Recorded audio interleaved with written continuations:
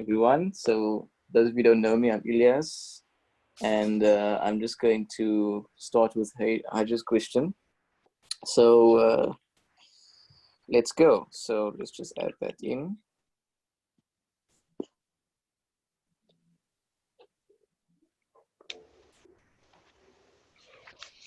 Okay, so it says find the obtuse angle between AC. Oh, I'm not recording. Yeah, I'm recording. Find the obtuse angle between AB, and CD if A is -5, 4, and B is 5, -2. So they're giving us that. And the equation of CD is 2y minus 3x plus 10. So I think the first thing that I would do is with this equation, especially like to write it in standard form. Okay.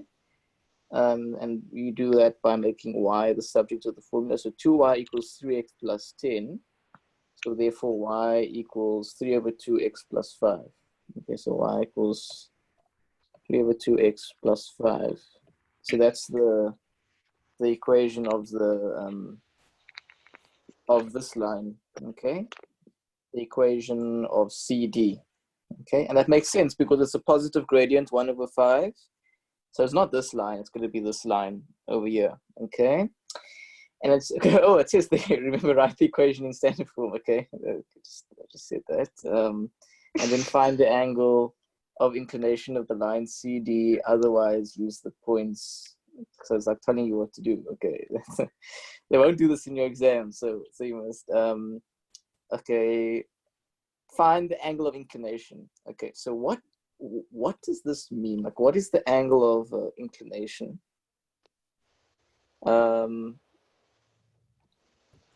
Okay, let's see what's happening there. The angle of inclination. Okay, she'll deal with that. So the angle of inclination. So I'm just going to highlight the two lines there, AB and CD. So they want us to work out the obtuse angle between AB and CD. AB, so they want us to work out this angle over here. Okay, AB and CD. Now, do you guys see that? What's important to understand is that you could actually work out the angle of inclination of this line, and then the angle of inclination of this line, and then subtract them. So when you work out the angle of inclination, you work out the angle that makes. Okay. Does somebody else question? No. Oh, okay. Yeah. So you can work out this angle. So if you work out the angle of inclination of CD, it will give you this angle. And the angle of inclination of this angle, of the blue, would be this. Do you guys see that? Mm-hmm. That's what we mean by angle. So the angle of inclination is the angle that your graph makes with the positive x-axis. Okay. So for the red graph, it would be this black. Do you guys see that? Yes. And for the blue graph, it's the green. And they want us to work out the yellow part. Or let's just the yellow part. So do you see, if you want to work out the yellow, it's the green minus the black. Okay. Okay. Everybody understand that? Yes. Okay.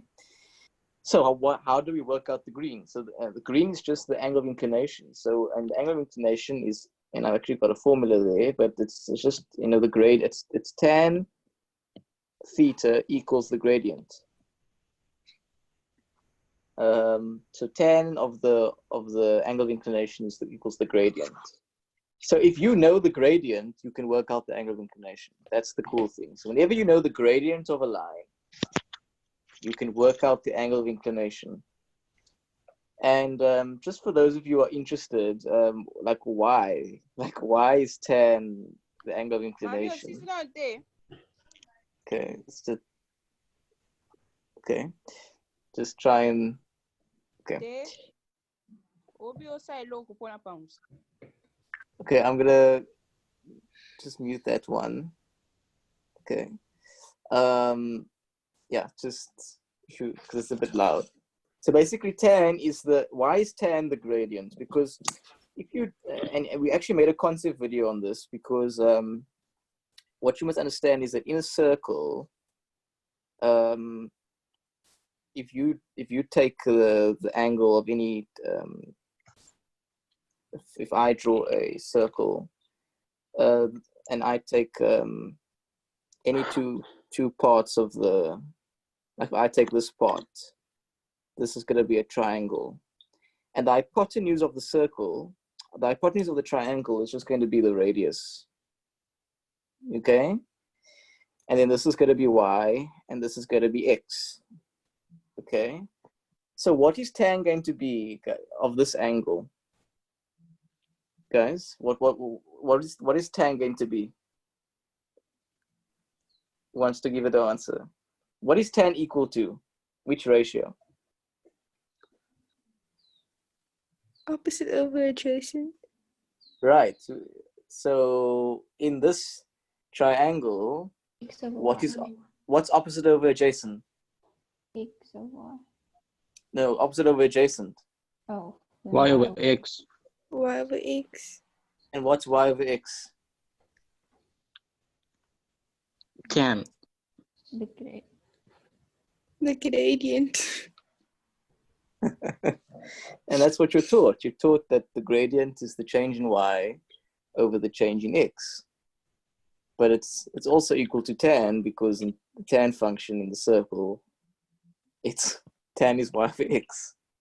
So that's why this equation is true. They won't ask you this in your exam, but it's nice to know. Like we don't just make up these equations, right? Like these actually, like these equations actually come from particular places, and as students we just use the equation, but it's always nice to understand where the equation comes from. So basically, if you want to work out the gradient, you can use the angle of inclination. If you want to work out the angle of inclination, you can use the gradient. So what's the gradient of this line here? The red line. It's CD. And they gave us the equation of CD. So what's the gradient? 3 over 2. Right. So then we're going to put 3 over 2 into, we're going to say arctan of 3 over 2, because this is going to be 3 over 2. Arctan. I don't know what you guys said. You guys say arctan, or you say tan minus 1? What do you say? Arctan, or I said arctan. 10 minus 1. 10 minus 1. Okay, you see, this is different terminology. So we say 10, I say 10, or arctan. Anyway, so theta would equal 56. 56.30. Yeah, 56.31. Yeah, that's a bit of a harsh color, but anyway. So this black, so the black is 56.3. So everybody understand that? Yes. Okay. But now, what about this green? What about the green? So we have to find the gradient of AB. And how can we find the... Is that Y2? They gave us A and B, so we do Y2 minus Y1 over X2 minus X1. Yeah, so you've got 2 points. You've got 2 points on there, right? So you can work out the gradient. So who wants to do that? So it's... Color's not so nice on there. So it's 4 minus 2, right? Over minus 5 minus 5. Because this is minus 5 and that's 5. So it's 2 over minus 10, which is minus a fifth. Okay, minus a fifth. Do we have to work out the equation of the graph? Like the whole equation, or is the gradient fine? The gradient's fine, right? We just need the gradient. Yeah. So who wants to type it into the calculator?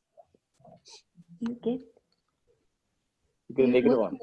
Yeah, negative 11.31. Negative 11. Yeah. So that's a bit confusing, eh? Where did the negative come from? How do you interpret that? Now this is where the cool thing. This is how cool this thing is. So like a lot of people will, so like a lot of your teachers will tell you, if you get a negative answer into angle of inclination, you just add 180. Have you been told that? Yeah, that's what I was told. Yeah. So that is true, but why is it true? Now I'm going to show you why it's true. It's true because when you work out the angle of inclination, what you're actually working out is the angle that you make with the positive x-axis, right? I told you guys that at the beginning, right? The positive x-axis.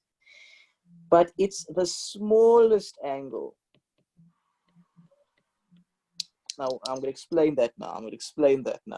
It's the angle that we make with the positive x-axis, but it's the smallest angle. What do I mean by that? Do you guys see, if I just maybe just draw, can you see what I'm drawing here? Can you see this? Yes. Yes. If I draw a line here, right? Do you guys see that there's an angle that I'm making with the x-axis over here, right? But I'm also making an angle here. Mm-hmm. Do you see that? Yeah. There's two angles with the x-axis. So when you finding minus 11, you found minus 11, right? As your answer. You were not finding the green. You were finding this.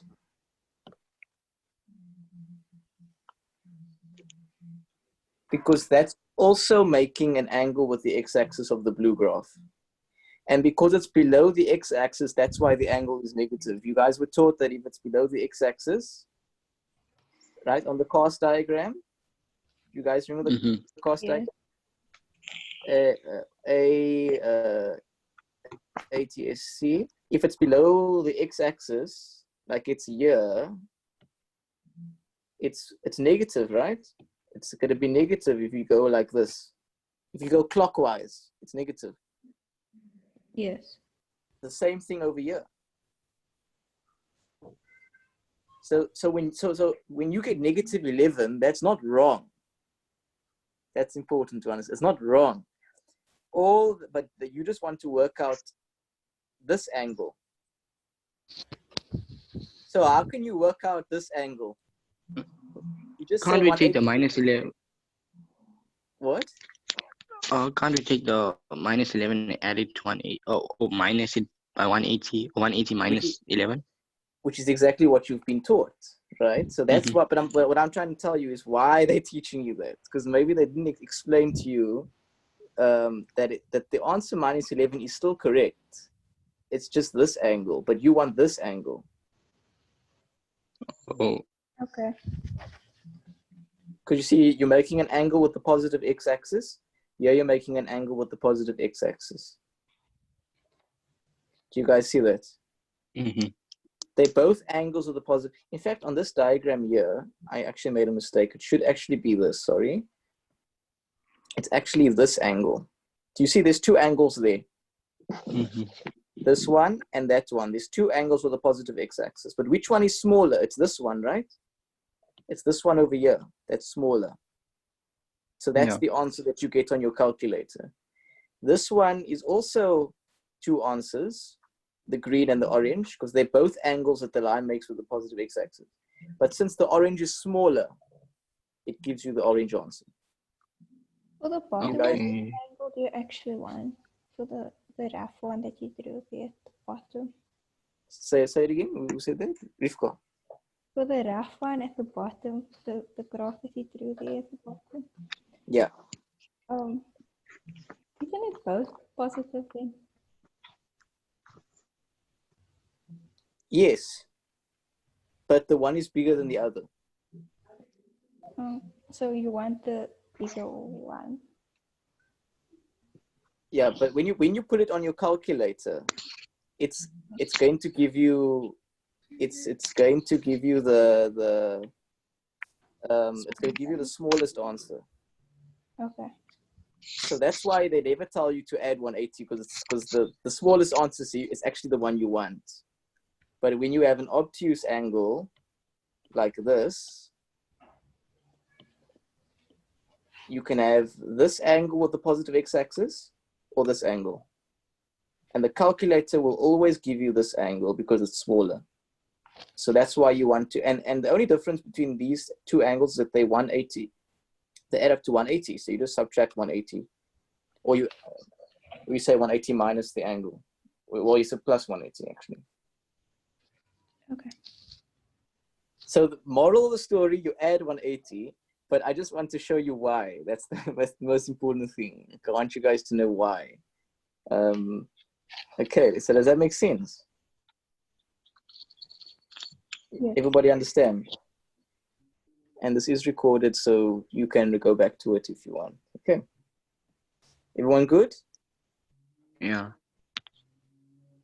Okay. I mean, Aja, you asked the question, does it make sense now? Yes. Okay.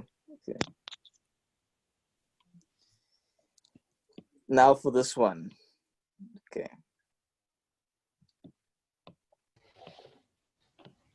Okay, this is 2018, guys, not 2014. Okay. Cool. Okay. In the diagram, the equation of the circle with center F is that. Okay, so let's just highlight that because that's very important. It's x minus 3, y minus 1 squared equals r squared. That's the equation of the circle. Let me make this bigger because I think it's small for you guys. S65, where's that? S65 is a point on the circle. Okay, it's here. Okay, cool, cool. With center F. Okay, so it's on the circumference. So there's two circles here. Another circle with center G. Okay, here. Okay. In the fourth quadrant. So the fourth quadrant is here. Touches the circle with center F. Okay, yeah. It touches the circle with at H. Okay, cool. FH is to HG 1:2. So that's important. Okay, so maybe we can draw a line here for HG. Let's just draw a nice line there. Because they're saying that the ratio between FH to HG is 1:2. So if FH was like 5, then this is 10. You guys understand? Yeah.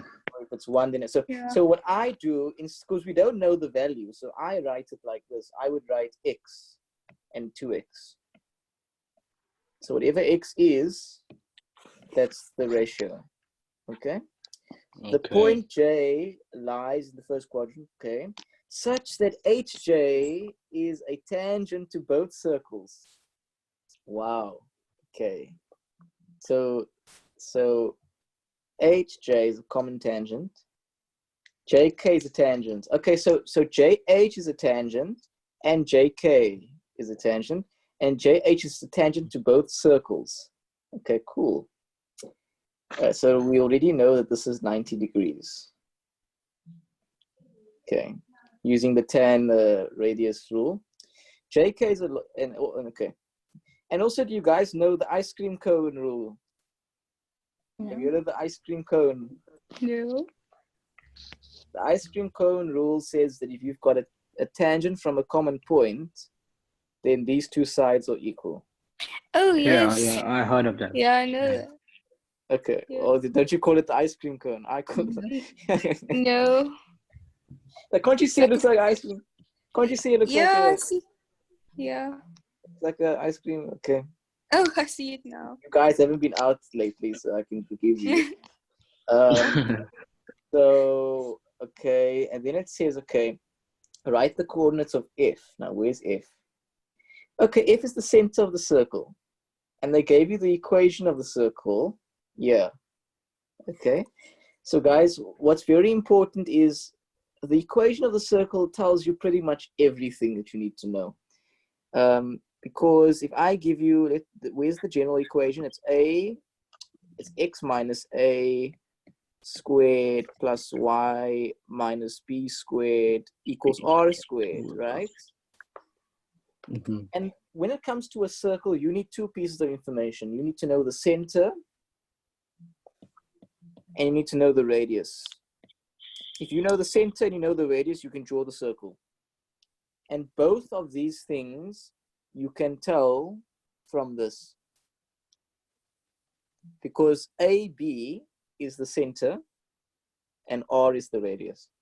So therefore the radius of the center of this circle is going to be 3, 1. Do you guys all see that? Yeah.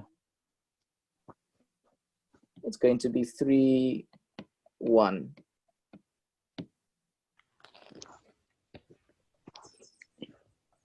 Let's actually make those two things.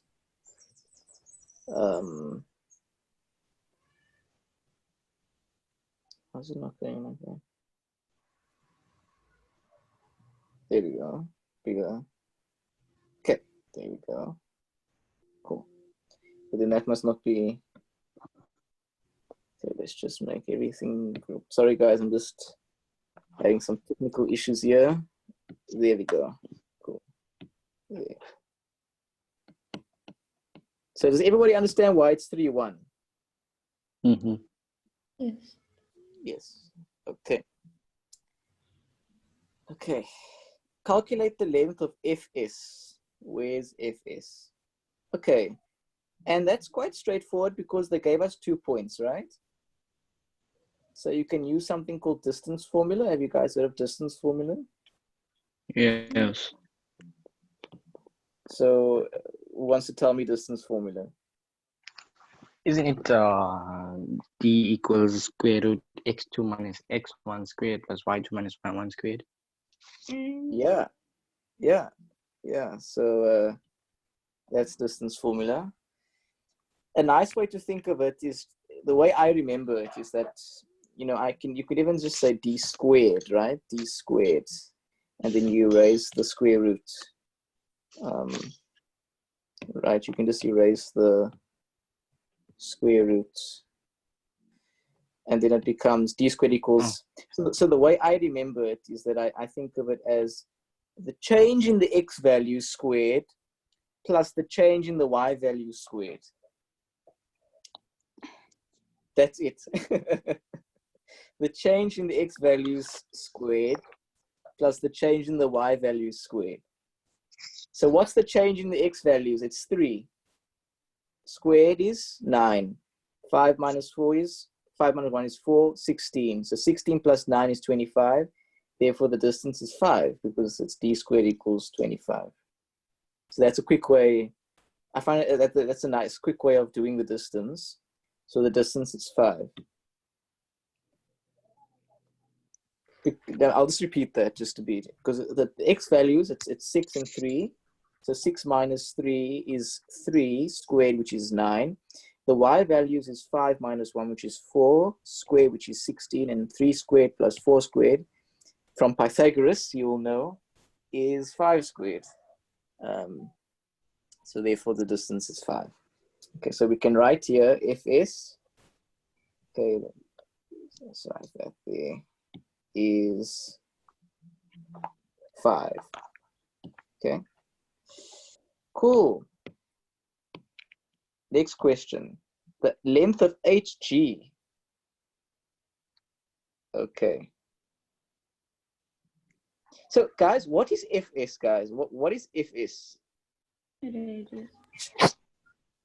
It's the radius, right? So does Yeah. anybody want to tell me how you can work out Hg? 2 times 5, Why? because 5 is the radius, and which is x, and then hg is 2x, so it's 2 times 5. Everybody see that? Yeah. Mhm. So that's why what you must realize, guys, is that they tell you to work out these things for a reason. Like everything happens for a reason in maths. They told you to work out Fs because they knew that you would need Fs to work out. So you must also look at the terminology, guys. If you see here, look, they use the word write down. Do you guys see that? Mhm. They don't use the word calculate. So when you see write down, Okay. you know the answers. You know the answer's obvious. So you must always look for something which is staring at you. So that's the clue. So look, so you see the question is actually so they give it away. They just say write down, you know, that there's no calculation involved. Whereas with 4.2 we had to use distance formula, so that's why they use the word calculate. Okay. So they're giving you clues there. They're giving you some clues there. Okay, so the length of HG is 10. So what does that mean about the big circle? The big circle's radius is 10. Do you guys get that? Yeah. The big circle's radius is 10. So see how we're building now. We got the radius of the big circle. Now they'll probably ask us to work out the center. So let's wait and see what happens. Give a reason why JH equals JK. Okay. So this is the ice cream cone rule, right? Remember we said, guys, that that's the ice cream cone. So JH equals JK. Okay. So then now it says determine the distance FJ, given that JK is 10. So where's JK? JK is here. So JK is 10. So that means HJ is 10, right? HJ is 10. Yeah. It says 20, not 10. Oh, wait, sorry. Thanks. Sorry. I'm not seeing 20. Cool. Now it says determine the distance FJ if it is given that JK is 20. So where's FJ? Ah, okay. Anybody have ideas? Pythagoras. Why do you say that, Akhlaq? With reasons. The question says with 90-degree angle. reasons. Yeah, you have Why a is it? 90-degree angle. You've got a 90-degree angle. Why? Tan perpendicular to radius. Good. So basically, guys, the tangent, because we said this is a tangent, right? And it's going to be perpendicular to this because of the tangent being perpendicular to the radius. And since they give you the one side and they give you the radius, FJ is just going to be by Pythagoras. Does everybody see that? Yeah. Rivka? Anybody else? Rivka, does that make sense? Yeah, it does. And Tamana hasn't said anything yet. Okay. So wants to work it out? It's 425. Isn't it 20? It's nothing. It should be a 21 or something. No. 425 square rooted. 5 root 17. Okay. J is 5 root 17.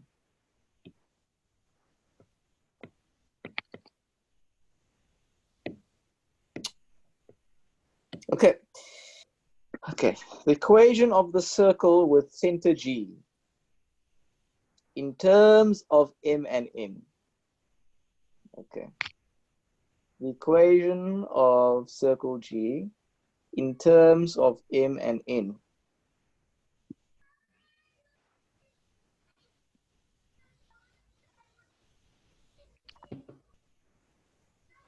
Okay.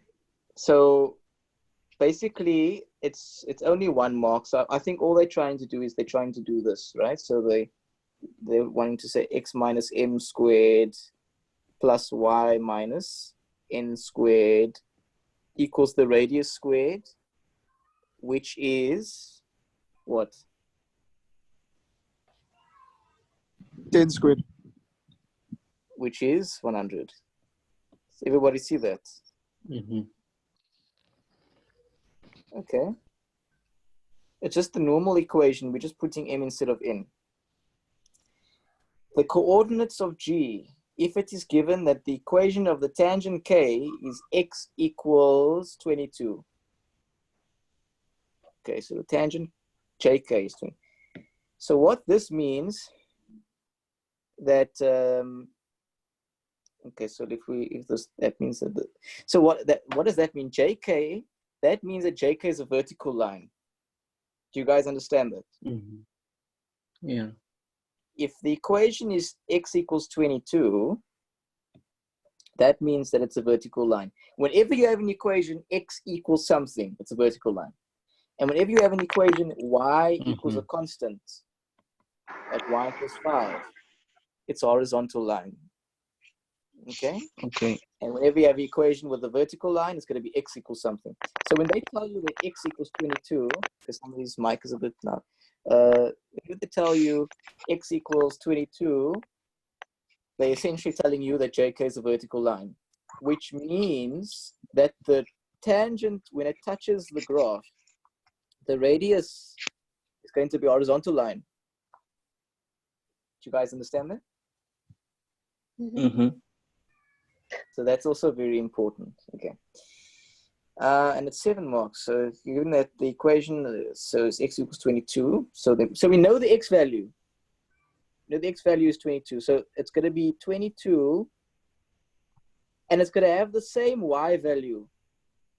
Do you guys agree that the y value of this is going to be the same as n? Because it's a horizontal line. Maybe, and I think that's why they told you that, because then we can replace this with 22. Instead of y, we can write n. Do you guys agree? Yes. Can you explain again, please? No problem. No problem. This is it's not straightforward. So basically, JK is a vertical line. Everybody agree with that? Yes. Because it's x equals 22. So, and all that means is that and that's because even though the y values are changing, the x value stays the same. That's why the equation is just x equals 22, because it's always going to be x equals 22. And then because this is a vertical line, the tangent is always going to be perpendicular to the radius. We agree with that, right? The tangent is always going to be perpendicular to the radius. But I know that since the tangent is vertical, the radius is going to be horizontal. Rivka? Okay, got it. Yeah. And because the radius is horizontal, that means that the y value of the center of the circle is going to be the same as this y value. Because on a horizontal line, the y values don't change. Okay? Yeah. So, and we also know the distance. What's the distance? What's GK? What's, it's 10, right? JK. GK. Oh, GK. Okay, sorry. It's 10 Yeah. because it's the radius. Yeah. So they want us to work out G's coordinates. Okay, so what do you guys think we can do? Any ideas? We can make the distance 10 in our equation. Yes. In the distance equation, and So then we just solve for n. But you still have Is that m. right? You still have m, right? So you can't solve automatically. Because look, guys, it's 7 marks. So you're going to probably have to do multiple steps. Eh? You're probably going to have to do multiple steps. But I have an idea in mind, but I want to know what you guys think.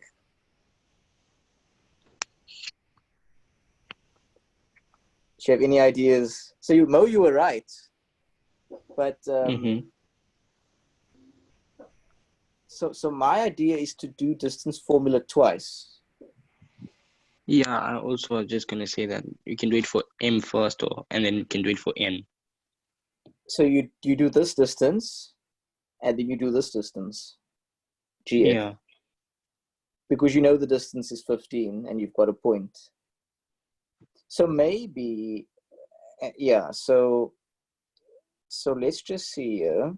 They're clearly asking us to write the equation here for a reason. So let me just write the equation here quickly. X minus m squared plus y minus n squared equals, it's equal to 10 squared. Okay. So this distance is 10. GK's distance is 10. So if we do distance formula for GK, the distance between the x values is 22 minus m, right? Okay. Mhm. And the y value, what's the difference between the y values? No, Nothing. There's no distance. So that means you can work out m now, because the y value Yeah. changes. Do you guys see that? So that means that the m is just 12. And this makes Why would sense it be 12? because if it's 12 and this is a horizontal line and the distance is 10, and that must be 22. So it's like you're going along a line. So this is 22, 10, then this must be 12. Do you see? I'll say it again. yes, please. Okay. So there's two ways of looking at it. The first way is to use distance formula. Does everybody agree the distance between G and K is 10? Yeah. So therefore in distance formula it's going to be 10 squared. And 10 squared is going to equal the change in the x values, which is 22 minus m, right? 22 minus m, right? Squared. Plus the difference between the y values. But I told you that the y values are the same, right? Because it's a horizontal line. Mm. So what's the change in the y values? 0. So therefore, the ends cancel. So you just left with this. So if m is 12, then it's 22 minus 12, which is 10. Do you see that? Oh, okay. Mm-hmm. So therefore, m is 12. And the other way to think of it is like if you've got a horizontal line, right? And you know this is 22, and you know this distance is 10. So what must this be? 12. Oh, okay. Now I get it. Which is exactly what we have here, because it's horizontal line. Okay. Okay. So do you guys see how they just told you x equals 22? They didn't tell you it's a vertical line. You see, Yeah, yeah. you have to almost know that whenever they say x equals something, it is a vertical line, and therefore the radius that it meets must be a horizontal line. You see, so now, okay, now we must work out n, right? So we must work out n now. So we can work out n by making the distance over here, right? Which is 15. And we say 15 squared equals the changes in the x values, which is going to be now 12 minus 3. Because this is 3, 1, right? Mm-hmm. Okay. Squared plus the change in the y values, which is n minus 1 squared. Okay. And what's 15 squared? 225.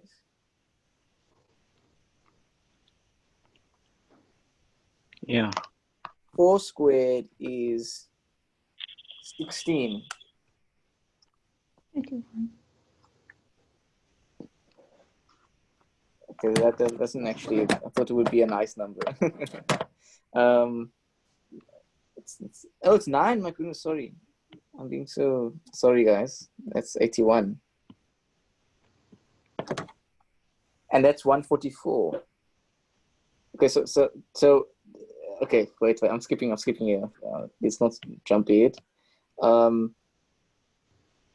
So you can basically say 225 equals 81 plus n minus 1 squared.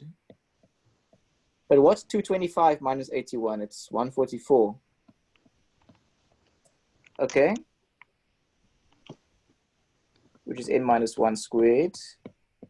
But what's 144? 12 squared. Which is n minus 1 squared. Therefore, n must be 13. 13.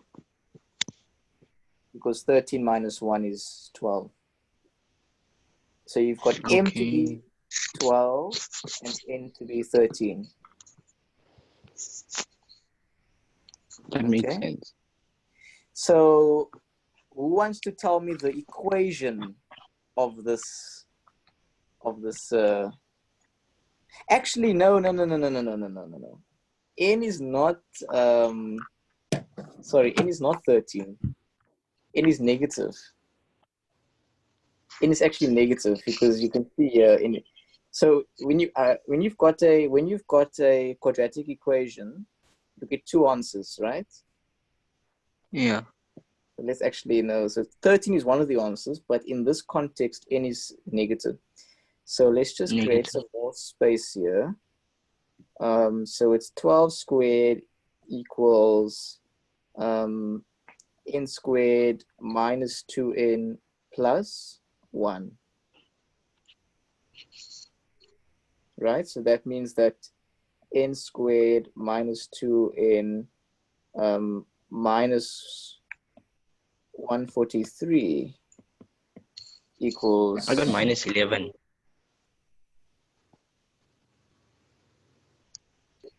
Minus 11. Why would it be minus 11?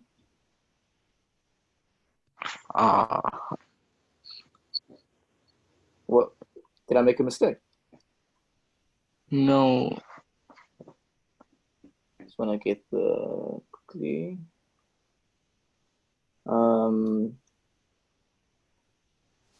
Minus 143. Yeah, so you can factorize this to be n minus 13 and n plus 11. That's what I'm saying. N will be minus 11. Yes, so n equals 13 or minus 11. So in this case, n is minus 11 because in the circle, the n is below the x-axis. Do you guys see that? Yes. So it's not an easy question, but do you guys sort of get a sense for how to approach these types of questions? Yeah. Okay. Do you guys have other questions? So what would the equation be of this circle, the big circle? Who wants to give me the equation of the big circle?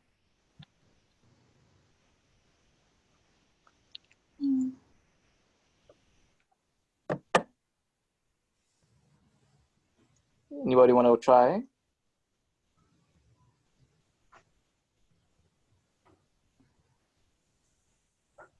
Only So be what's... x minus 12 and Yeah. y minus 11. Y plus 11. Y plus 11, sorry, equals 10 squared. There we go. Good. Okay, so does anybody want me to say, repeat anything with this question? Could you just repeat that last step where you got to the minus 11? The minus 11, okay. So we're using distance formula. We're using distance formula over here. Let me just write it out more clearly. Here. This distance. Yes. And that distance is 15. So that's why we say 15 squared equals the change in x squared plus the change in y squared, which we've done over here. And we've got 15 squared equals 81 plus n minus 1 squared, which is that. So we get 144 if we subtract the 81 equals n minus 1 squared, and then we get this over here.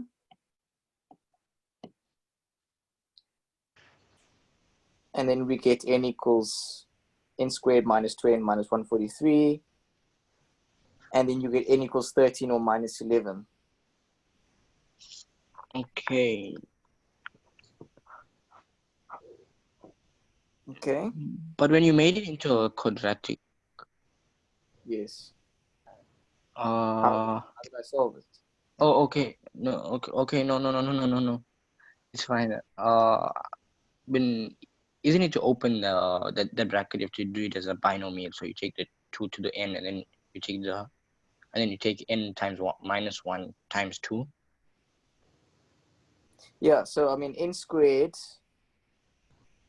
11n minus 13n is minus 2n. Minus 13 times 11 is 143. Oh, okay. Okay. Okay. Yeah, so any other questions, guys? We still got lots of time.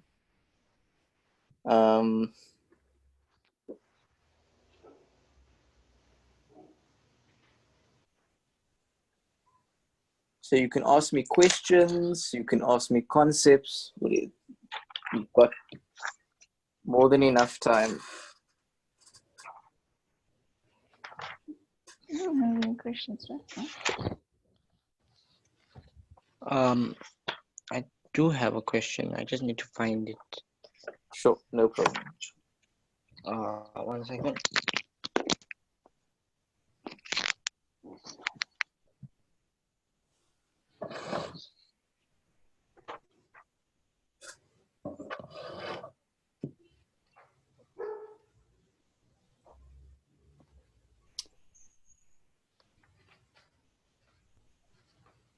Tamana, do you have any questions? I don't think you've said anything yet, Tamana.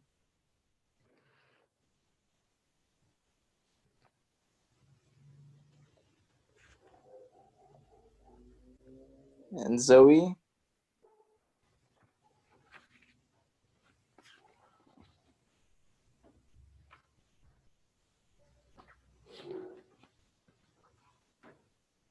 Akhlaq, do you have any questions?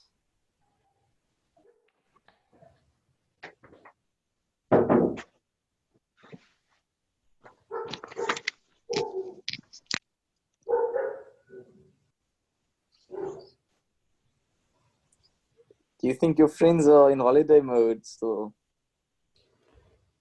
Do I take a picture of it and put it in the group? Yeah, put it in the live session group, the grade 12 live session Okay. group.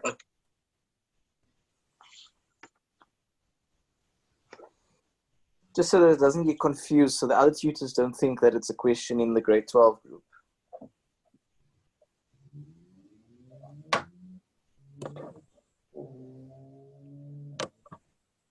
Which section is it? Sequences and series. Okay. So you guys can post questions as I'm talking, eh? As I'm talking, if you find questions, you can post. You don't have to wait until I finish the question. You can keep on posting. That's the idea.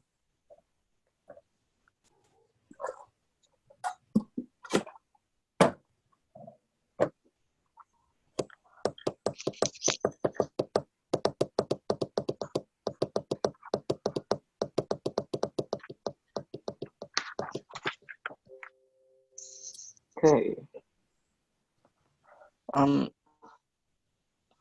It's an easy question, but I don't know what to do if there's like a k or a value Okay. that they don't give us. We'll look at it.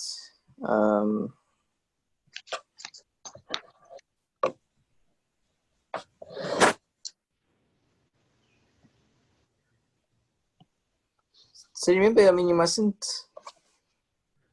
doubt yourself also. I always tell students that you must, maths is about confidence also. Sometimes I know sometimes students just don't even attempt questions. Like when I used to tutor a couple of years ago, like the students told me like, oh no, I don't do those types of questions. Like they wouldn't even attempt it. And I can't, and I think that's a confidence issue also. Anyway, so the first three terms of arithmetic sequence So arithmetic sequence, what is the feature of an arithmetic sequence? There's a constant difference.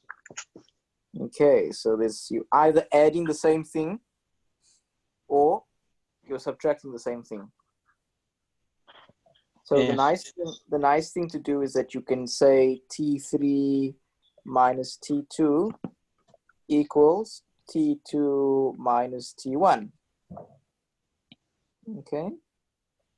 So you can say 2k minus 1 minus k plus 8 equals k plus 8 minus 2k minus 7. All I'm doing is I'm taking T3 minusing T2 equals T2 minus T1. Does everybody understand this? I wasn't taught this. You weren't taught this approach. I can explain it to you. Just so you, No. If you could please explain that. So basically, arithmetic sequence means that you're adding the same thing over and over. So you're adding the same things, you're adding over here.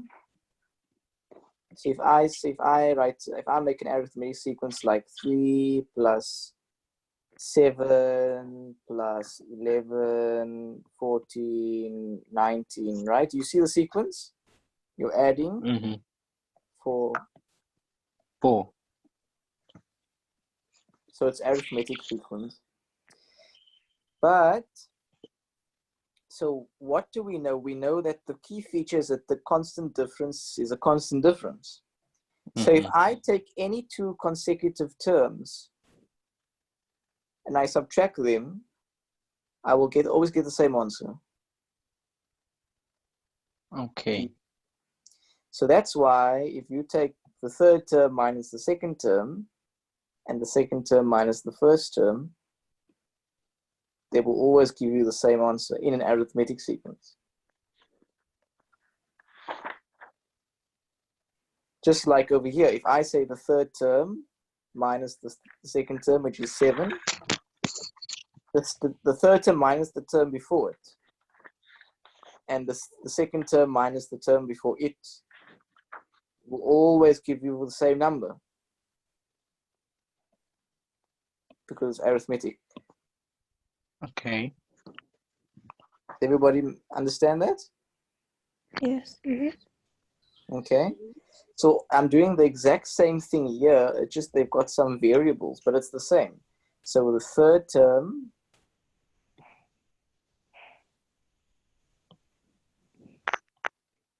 second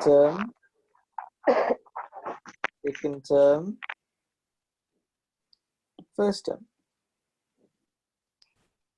I'm just taking two consecutive terms and subtracting them.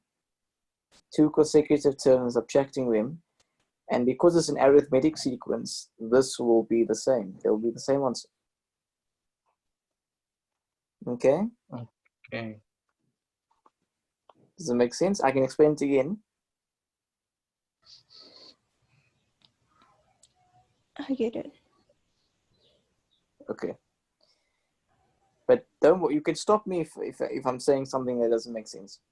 So now we can just do some algebra. So we get 2k minus k, which is k, minus 1 minus 8 is minus 9, equals k plus 8. So it's k minus 2k, which is minus k. 8 minus 7 is 15. So then we get 2k equals 24. K equals 12. Therefore, the sequence is going to be 2k, which is 24 minus 7, which is 17. So it's 17 k plus 8, which is 20. So you're adding 3. Do you guys see that? Yes. So what's the general formula? The general formula of arithmetic sequence is a plus d n minus 1. So therefore, the first term is 17. So it's 17 plus 3 n minus 1. Okay. Does that make sense, guys? Mm-hmm. Yeah. So the first question is calculate the 15th term. So I just sub in 15 into here. Into So- place of n. Yes, because it's the 15th term. So n is the Okay. term. So Mo, if So, you so want, how do we know? Yeah. How do we know when to sub in place of t or in place of n? So okay, so I think I get what you're asking. What's the difference between n and tn? Yeah. So in this sequence, so you've got 1, 2, 3, 4, 5, 6, 7, and in this sequence you've got 13, sorry, 17, 20, 23, 26, 29, 32, 35. Okay. So this is the actual sequence, 17, 20, 23, right? The blue is the actual sequence. But each sequence has a corresponding term number. So 17 is the value of the first term. 26 is the value of the fourth term. So do you see the okay. what does the question say? The 15th term. No. The value of the 15th term. Oh, okay. So therefore you want Tn. And Tn equals 17 plus 3n minus 1. This n over here is this, the term number. So they're saying when this is 15, they want the corresponding blue term value. So you sub 15 into here, and it gives you the sequence number. Well, the sequence in the sequence. Okay, and what if the question asks determine the nth term of the pattern? What does That's it mean? That's the general formula. Okay. Because what are you Oh. saying? What are you saying? You've got, if I want to work out the general formula in the nth term, it's complicated. They make it complicated, but that's all they mean. So in the question, if they ask us for the nth term, we just work out the general formula. Because what is the general formula? The general formula is just a way to express the value of the sequence using n, using a variable. So that anytime you want to work out a specific value, all you do is you sub in here. I always thought that the nth term is like the last term of the sequence, and in one of the quadratic questions, I was trying to work out the last term, and there's no sum to infinity. And Yeah.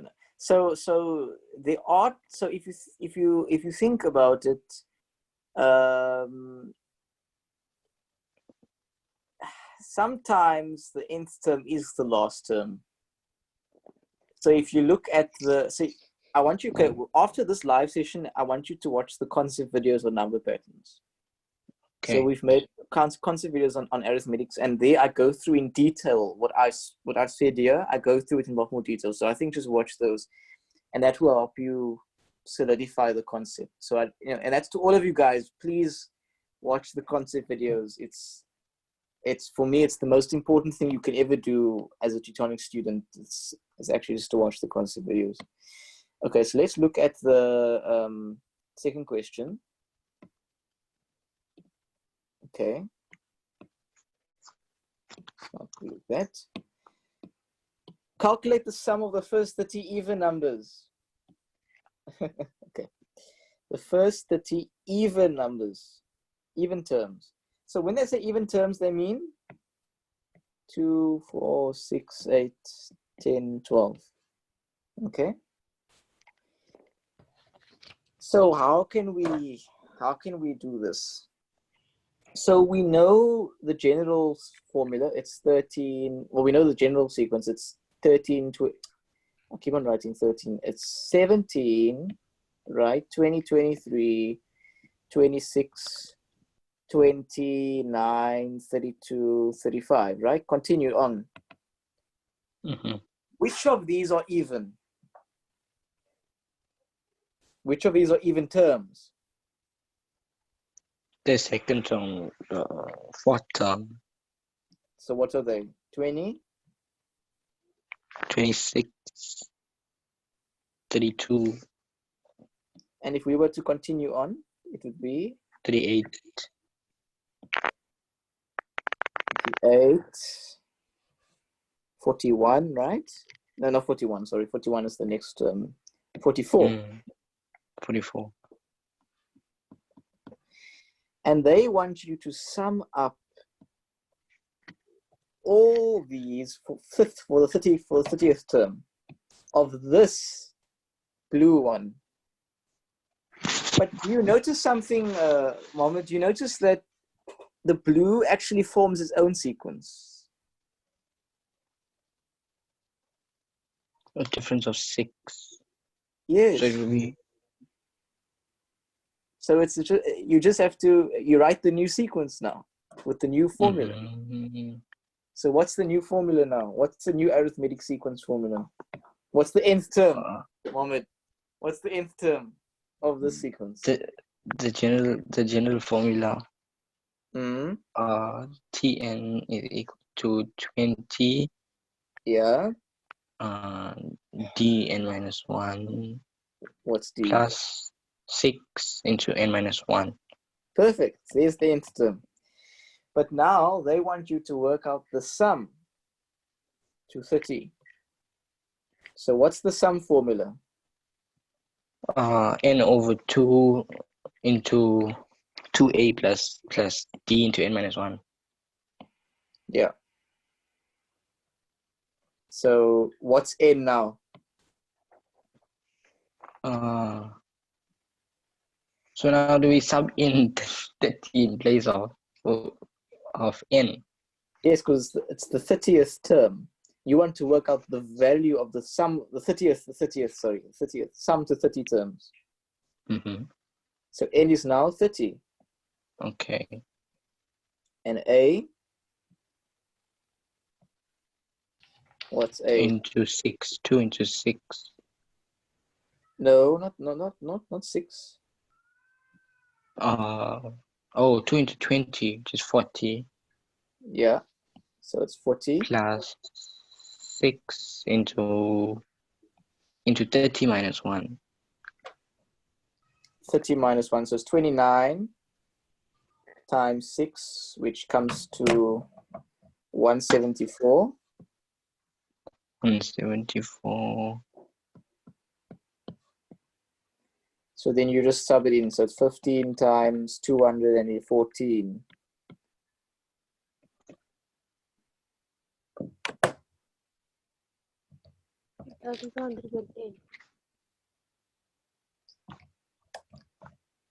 $3,210. Does this make sense? Rifka? Yeah. Ahmed? Yes, Yeah, it does. Zoe, does it make sense? Yes. Tamana, your mic's on now. Does it make sense? Yes. Okay. Right, next question. Tamana, don't you have questions? Zoe, any questions? I think I Oh, posted was it one. Mana did Oh. say one. Oh, she sent one. Oh, okay, I see. Oh, and we've got into another one. Okay, cool. Sorry, I didn't see that. Okay, so let's do. Okay, we've got one first. Mana only got stuff from 4.2.2. Before that, I was like, okay. And Okay. it also, like, I kind of lost it, but I don't know if it's like because I'm staring at it too long or just never mind. Okay. But we can go from the start just to see if everything is okay. So in the diagram, the circle is centered at M. Okay, so they tell us that the radius Km is produced to L. Where's Km? Km is produced to L. Okay, there they are. Okay, fine. A point outside the circle such that KML is parallel to the y-axis. Okay, KML is parallel to the y-axis. So what is that? So what's the equation of KL? if it's parallel to the y-axis? Anybody want to give it a go?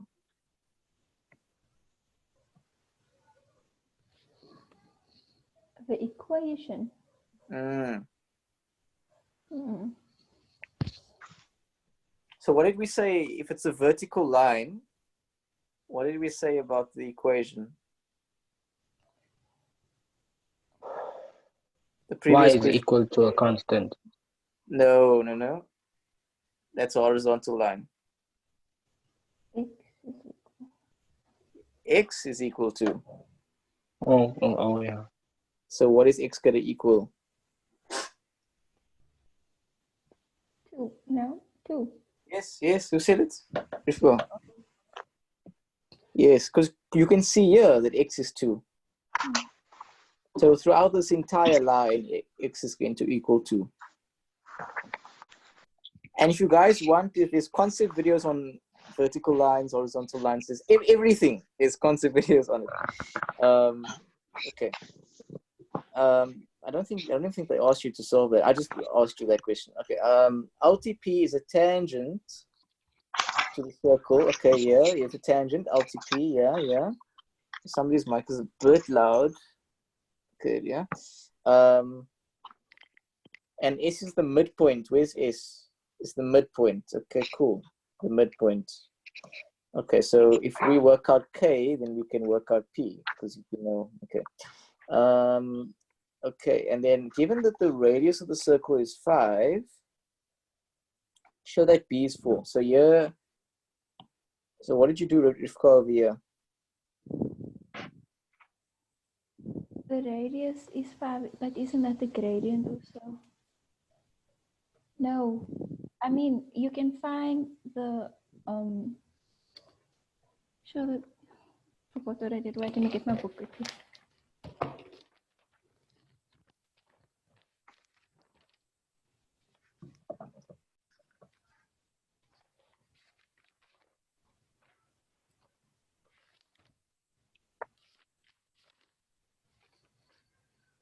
So you know the center of the circle. Yes. Hmm.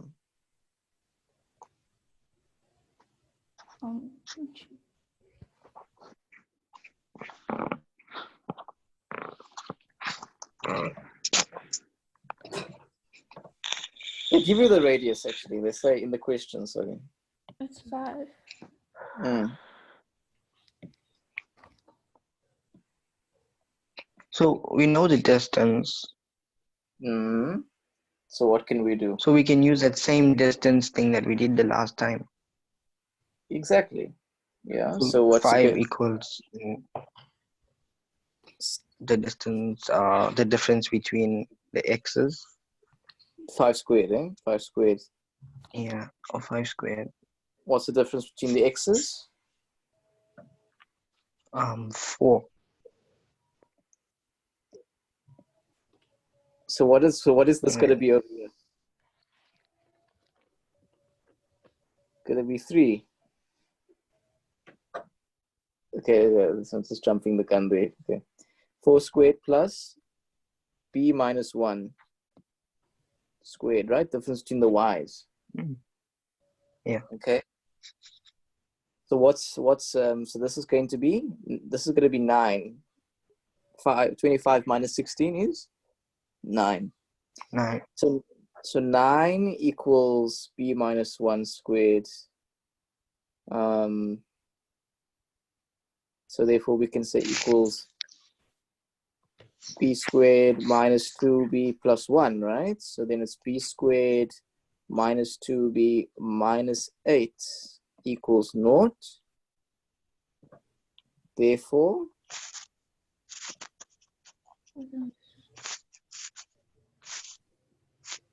X is minus 2.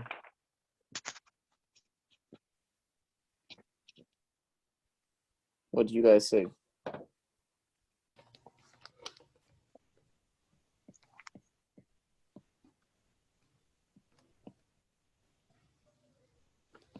And plus 2. So b is 4 minus 2.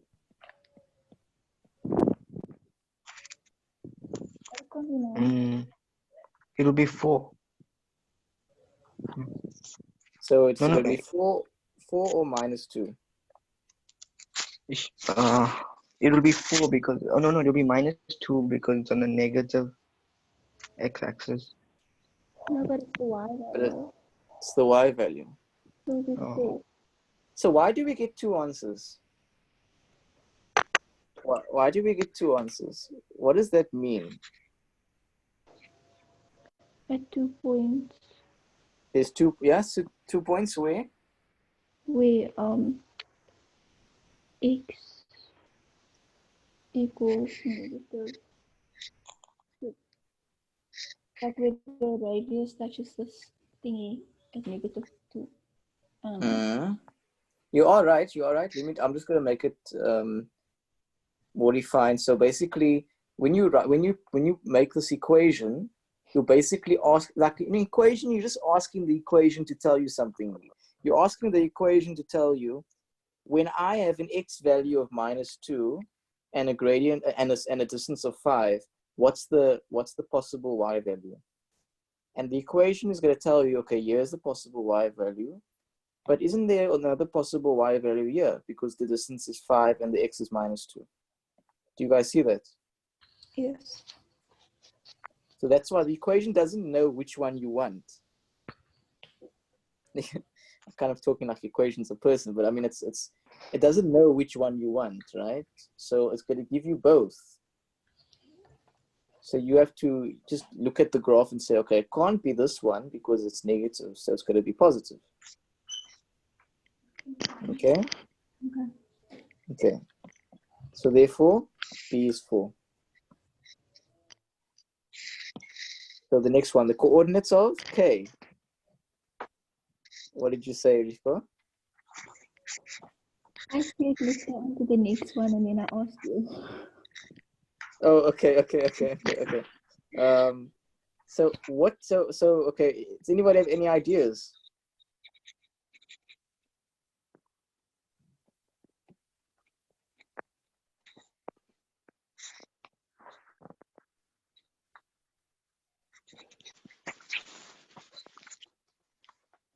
What do you know about this line, MK? It's a vertical. Yes, The yes, x value will be the same.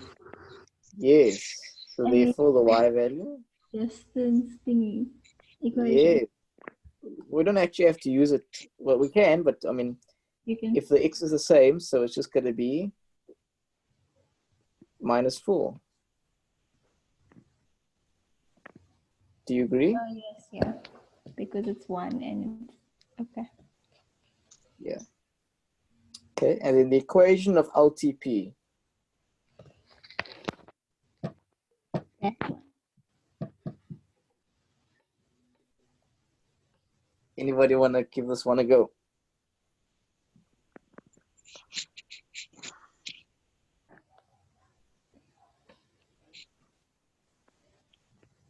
What do we need to find an equation?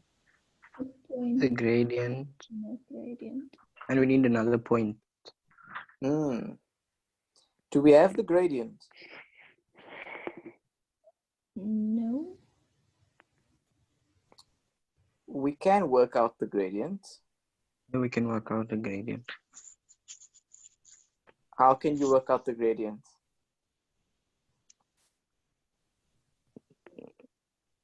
There's actually It's a 2 ways straight to answer this line. question. There's 2 ways to look back at what you did at the beginning of the question.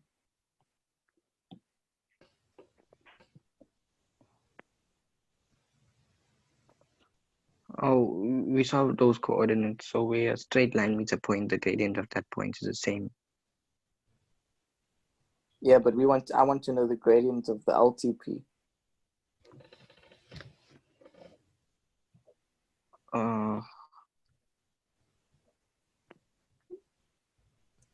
Oh, it's a perpendicular, so can't you do the, you find the equation of that line and then the gradient of that is the, I think the minus 1. Yeah, that must. Negative inverse. Negative Yeah. inverse. Yeah. Okay. That's the first way you can solve the question. Because now you have a gradient and you have a point, right? Yeah. The second way you can solve it is to say, okay, this is the midpoint. Therefore, if this is the midpoint, I can work out P. Do you guys see that? Yes. Yeah. If you have the midpoint and you have a point on the other side, you can work out this using the midpoint formula. And this gives you 2 points, which means you can work out the gradient of that line. Oh. There's 2 ways. But now they want the area of LPK. LPK. Where's LPK? It's the triangle. Yeah, but I can't see. Oh, yeah, okay. Yeah, this one. Yeah, the big one. Sorry, it's chosen a nice green. So how do you work out the area of a triangle? Half base times height. There's 2 equations. There's half base times height, and what's the other one?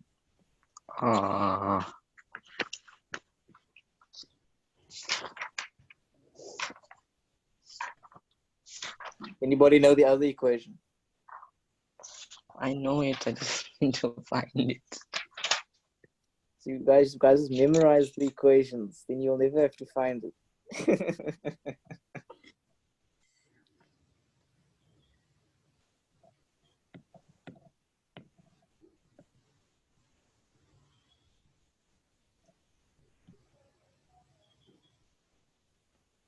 There's only like 3 people. What happened to the others?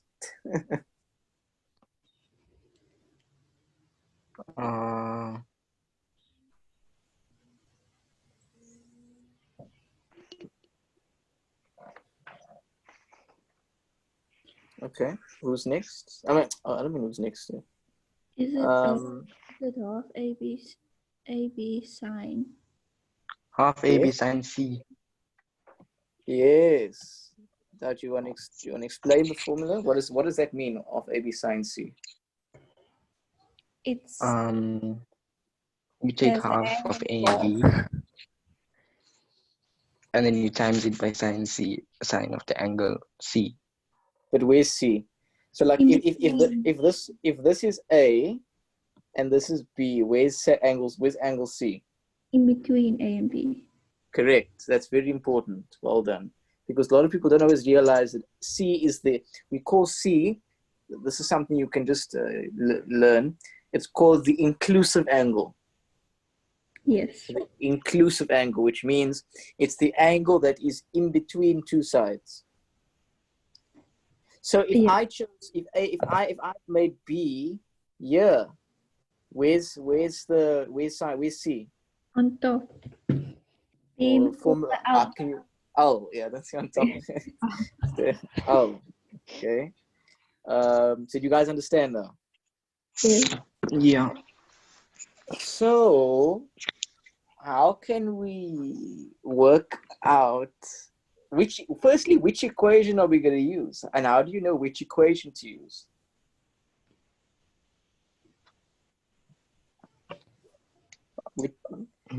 Isn't it that we can only use the half base times height if it's a 90? If there's a 90 degree in the... We can only use the half base times height if there is a perpendicular height. Oh yeah. So if I knew something like this, like a perpendicular height, I've got a perpendicular height there, but it's not the entire triangle. So, but I would need something like this. Unless it was a 90-degree triangle, in which case it's easy, but this is not 90 degrees. So what does that mean?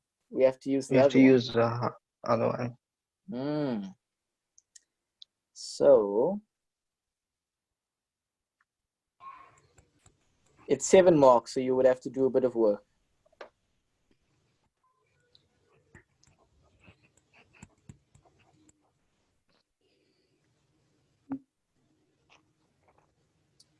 What is the x-coordinate of L?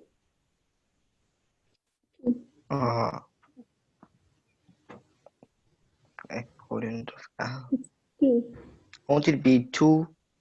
Right. Why do you think they asked you to work out the equation of LTP?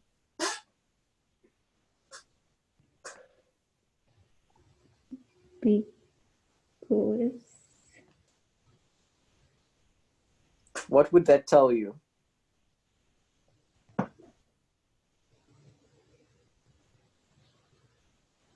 What would that help you find?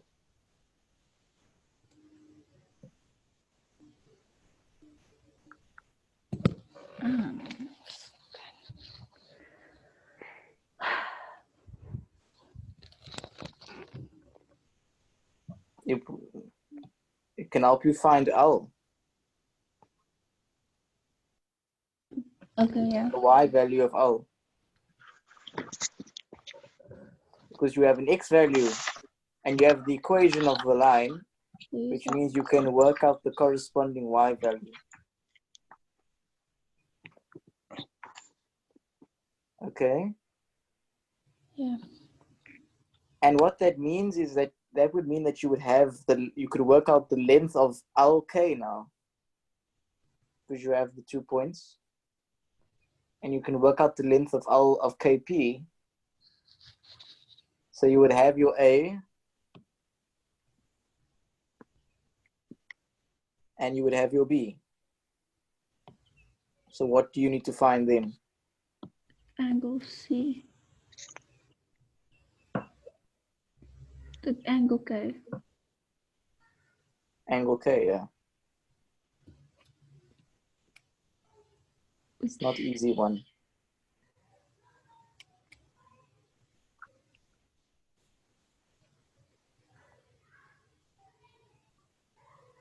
Can't you do Pythagoras? No, wait, what am I saying? The other way, yeah, so maybe you could work out B here, right? Right? And where would C be? Where would C be if B was there? L. L, right? You know this is 90. You can use angle of inclination to work out this. And then you can get L. Does that make sense? Because you can say 90 minus 180 minus that gives you that. Okay, yes, yeah. That makes sense. Okay. So then you can work it out. So you would say half of A. I don't think we have to do the whole distance formula thing because I think you guys are comfortable with that. And then you would just say sine of that. Okay. Does that make sense? Yes. Okay. Now the next question looks like it's a fun one because it's like they always ask you these types of questions, and I think it's important to have an approach. And I think students freak out when they see these types of questions. And I think it's just because I think I told you guys this last time that sometimes they word it in such a fancy way that it's not actually that fancy. Another circle with the equation x minus 2 equals 25 is drawn. Determine with an explanation the values of n for which the two circles will touch each other. So they give us the equation of the circle, right? They give us the equation of the circle.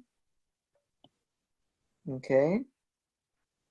And they want us to work out the values of n for which the two circles will touch. So those are 3 pieces of information there. What do you guys think? Why do you think they told you my question is, how is this circle similar to this circle? What's the similarities?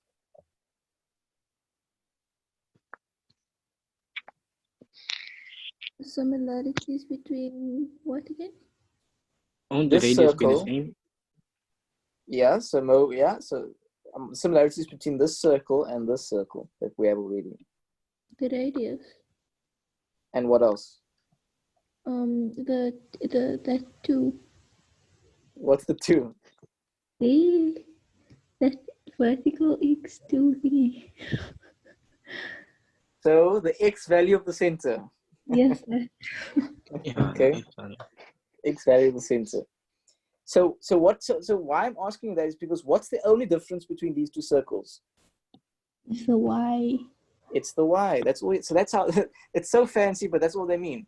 All they mean is that the only difference in these circles is that this circle is just this circle, but it's shifting it up and down. Do you guys Okay. see that? That's Uh, all we're doing to the circles. We're moving it up and down because the 2 is constant. So that means that the graph is not shifting right or left because the y, this n is changing. The circle is moving up and down. And it's because the radius is 5, it's exactly the same circle. Do you guys see that? Yes. mhm. That's why I love these types of questions because it's very, yeah.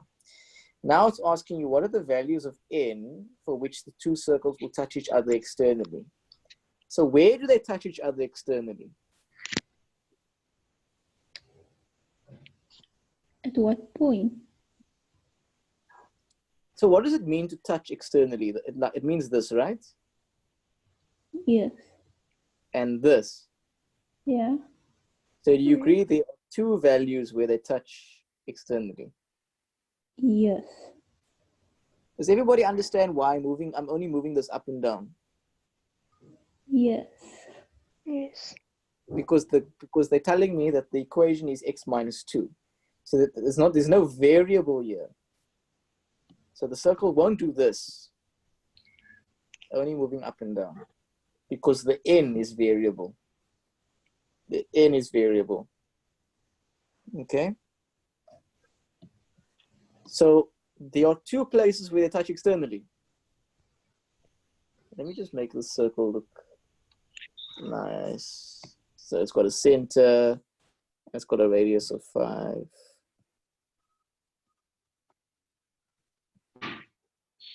Okay. So my question is, what's the value of n so that the circle touches externally? 6. I mean 2 and 6. Not 2 and 6. I mean 6. Not what is No, n in wait. this circle? What is n in this circle? N. It's the center. So you want to work Oh, out so you this. don't see. So basically, it will be like, wait, 5. 1 second. 1 plus Yeah. 5 plus 5. 11. So it's 11. And then here,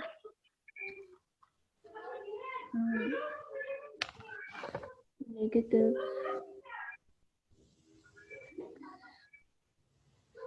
Also, negative 11. not negative 11. No, negative 12. No, Okay, now. negative 9. Okay, here we go. Okay. But do you guys understand, Tamana, Mohammed, do you guys understand this question, what it means? Yes. Do you want me to explain it again? Rifka, does it make sense? Yes, it makes Yeah, sense. it does. Thank you. Do you see how it looks so fancy, but it's just you're just moving the circle up and down. It's the same. You're just moving this up and down. You know, you're just moving it up and down, up and down, up and down. That's it. You know, like they make it sound so hectic. It's literally you moving this up and down. Okay, so that's that question. Let's do the next question. So somebody needs to help Natisha. Okay, I'm sure the other tutors will help her. So this is a finance question. So Tamani, you need help with this one, right? Yes. So I'm gonna have to leave again early. No, it's okay. No. And don't call me Okay. sir. Yeah. Yeah, no problem. You've got the recording, eh? I'm gonna send the recording to the group. Yeah. Okay. See you, man. Assalamualaikum. Okay. So Nintendo says for a new scooter, by depositing quarterly payments, that's important, into an account that pays an interest rate of 12% compounded quarterly. Okay, if he plans to save 50,000 in 4 years' time, calculate the amount of his deposits each quarter. If he starts his payment in 3 months and makes his last payment 3 months before. Oh, okay. Okay. Yeah. Okay. So how did you approach this question, Tamana? What was confusing about the question? Okay, so isn't it we have the formulas, right? And then, so the year, okay, is it the months or the years? I don't know. That's the part that's confusing me. Because I know the future value. And What's then, the future value formula? I'm getting hot. I'm also getting hot. Like it's quite a warm day. No, it was cold this morning. It was freezing this morning. I'm actually sweating, to be honest. Okay. Anyway, somebody's mic. Okay. So this is the future value formula. Yeah. Yeah. Tamana. Tamana, you still there? yes. Yeah. So you were saying? Okay, so I know the future value is 50,000, right? Yeah. So we can replace F with 50,000. 50K. Okay. 50K. Yeah. And then we need to find the X. Okay. We don't know X. Okay. And what's I? I is 0.12 over 4. And you understand why it's over 4? Yes, because it's quarterly. Yes. Good. Okay. And N? Okay. Yeah, that's that's where you're confused. That's the Okay. part. Yeah. Okay. So there are 3. So I don't know if they explain this, but basically, when you write a future value annuity, there are 3 assumptions that the equation makes. And I speak about this in the concept video. So if you, after this, I want you to watch the concept video. I'm explaining the same stuff, but in the concept video, I go into more detail. So you must just watch the concept video. There are 3 assumptions that the equation, like this equation is making 3 assumptions. Okay, when you use it, it's making the assumption that you are starting one term later than when you started.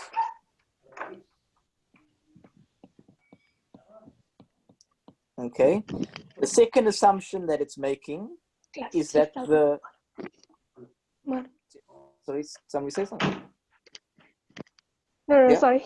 The second assumption is that the rate of payment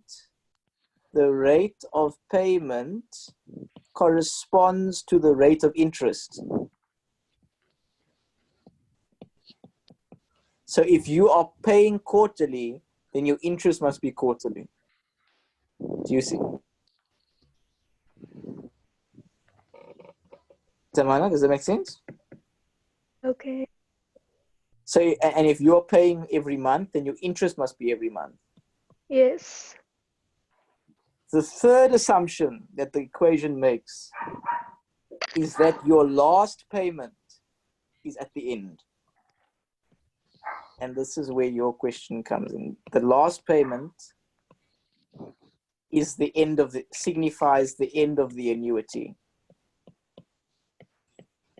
Now, in this question, does the payment start one term later than it started? Yes, it does, because you're starting 3 months after you started. Do you see that? Yes. It's quarterly payments. So you're starting 3 months after you started the annuity. So that's sort. So you don't have to worry about that. Is the interest rate the same as the payment regularity? Yes, because you are paying quarterly and your interest is quarterly. Okay? Yes. However, the last payment is 3 months before Four. he purchased the scooter. So therefore, Mm-hmm. you have to add an extra 3 months because that money is going to grow for 3 months before he buys the scooter. Does that make sense? Yes. So he says in 4 years' time, right? So 4 years is 48 in quarters. Yeah. But for how many of those is he actually going to pay? No, sorry, no, it's not 48 quarters. It's 16 quarters. But he's only going to pay 13.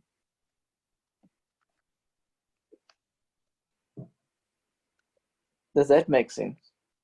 Oh, yes, yes, yes, it does. Rivka, does it make sense? Kind So of. no, okay, no. Mustn't be kinder, it must be. So this is going to be 4 years. 4 years. But he stops his payments 3 months before. So this is 3 months. And he only buys the scooter a year. So his annuity has stopped here. So he's no longer paying. So this money is just going to sit in the bank for 3 months. So what's going to happen if it's in the bank? So yeah, this is for 3 years and No, not 3 years. Not 3 yeah, years. this is a month. 3 months only. Yes. Okay. Which is why you add 3 months of interest. Okay. No, sorry, it's not. It's 1. Because 1 is 3 months. It's only compounding once. Does that make sense? Sorry, it shouldn't be 3. Okay. So that means that he's going to. So then this will actually be 15. 15, sorry. Because it's compounding for 15 quarters.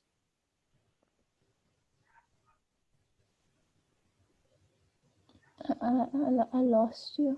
I'm lost. Okay. It's fine. So for 3 months, it's in the bank, right? And that money only compounds every 3 months because it's quarterly, right? Mm-hmm. So therefore, it's only going to compound once. That's why we're putting 1 year. Oh, okay. And in total, there are 16 quarters in 4 years, right? Mm-hmm. 4 times 4. So if the 1 quarter is to watch the money grow, the other 15 must be the annuity.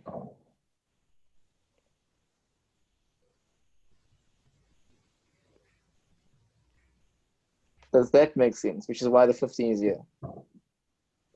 Okay, yeah, it does make sense. Okay. That's fine, it's fine. So basically, he ends the payments 3 months before. So we have to wait 3 months. So that's going to be in the bank. But his money only compounds every 3 months. So it's only going to compound once in that 3 months. Okay, that's why there's a 1 year. 1 quarter. This is quarters. The end value here represents the number of times that you're compounding. So you only so it's only compounding once because it's only 3 months and it compounds every 3 months. So But he in can, he first cancels it. No. Wait, he just stops paying. He doesn't cancel. He just stops paying it. So then the Okay. money is going to, yeah. So then he has all this money here that has to wait for 3 months. So it's going to grow. And that growth is this. Okay, now I think I got it. Yeah. Okay. Okay, this is Mika Mo's question, but it's fine. You can still do it.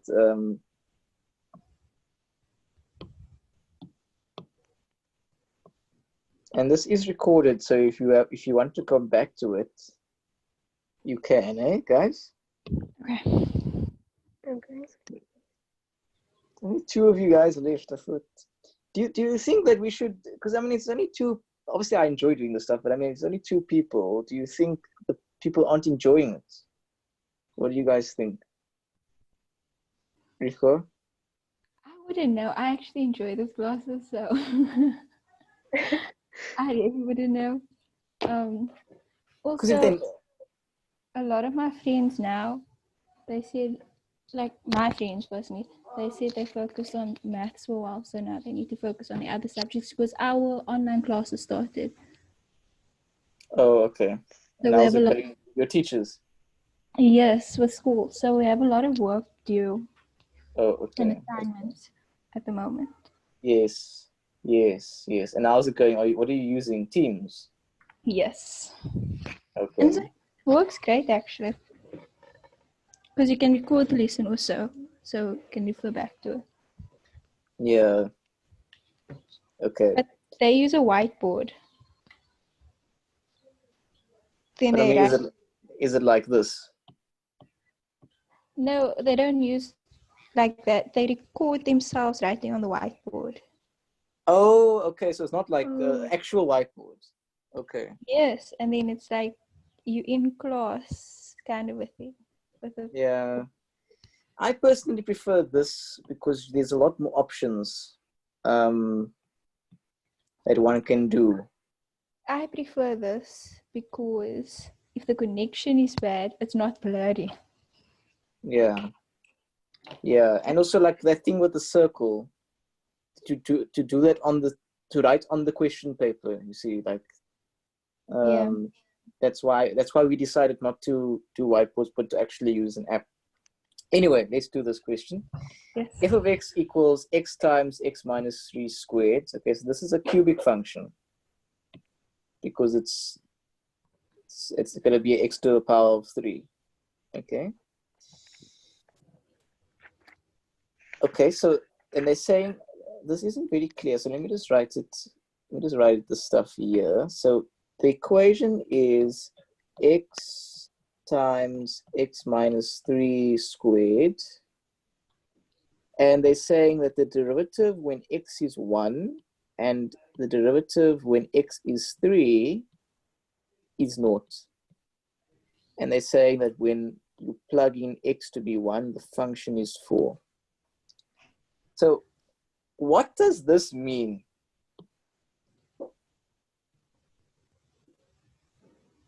What? Sorry, I lost. I What didn't is pay attention. what does this mean? The derivative. What are they trying to tell us here? Oh, that x equals to 3. So you substitute 3 into the x. That's the x value. But how do you read this? What are they trying to tell me here?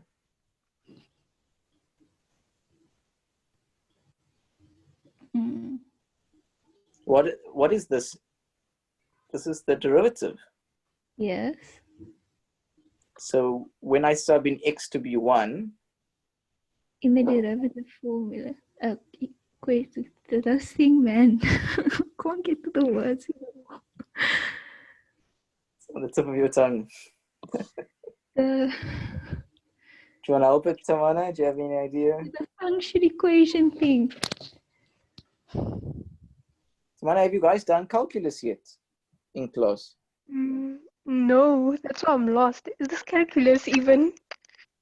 Yeah, you see, the calculus is actually in term 2, but I think some schools do it first. But we've made concept videos, so so you can start with those concept videos afterwards if you want to learn calculus. Do you know how to go to the concept videos? Yes. Okay, yeah, I'll explain to you guys. Yeah. So don't worry if it doesn't make sense because you haven't learned this yet. But basically, when the derivative is naught, that's the turning point, Rifa. That. Yeah. Yeah. It's a That's what I turning point. mean. Yeah. So basically, if you want to work out the turning point, you make the derivative equal to naught. So what does that mean? When x is 1 and when x is 3 is a turning point. Yeah. You see, so do you see how we're reading a mathematical statement and we're deriving some meaning from that. Okay? And that's what you remember, maths is a language, right? Maths You is a said language. that before and I still don't get it. How's it Look, like? You maths is introduced it and you're like, maths is a language. Just looked at you. Okay. maths is a way of communicating ideas, and that is exactly what a language is. And in some ways, maths is better at communicating some ideas that languages can't do it. So anyway, what I'm trying to say here is that they're giving you information in the maths language, and you have to convert that to English. Like, so when they say the derivative is 1, so the derivative when x is 1 equals naught, that's a maths, but we have to put that into Google Translate and say, what does that mean in English? In English, that means that there's a turning point when x is 1. You see? Yes. When they tell me that f of 1 is 4, that means that there's a point on the graph called 1, 4. Yes. You see, so now we're converting maths to English. And this is what you have to try and do when you see these types of questions. So that's why I asked you, what are they trying to tell you? What I mean by that is translate this to me in English. Okay. So now it says show that f has a point of inflection at x equals 2. What does that mean? So The okay, second derivative. you find the second derivative, and this is all in the concept videos. I know it probably sounds very daunting. You just find the second derivative, and that's where it equals naught. So you have to. How do you find the second derivative? You do that same thing that you did to get the first derivative now, but you do it with the first derivative for the second derivative. But now do it for me. How are you gonna do it? Okay, so wait, but you don't even have the first derivative. But you have the function. Yes. So it'll be. Wait, can I write it down quickly and then say it? Yes. Okay, give me like 2 seconds. Not 2 seconds, a minute. I'll sketch the graph so. Okay.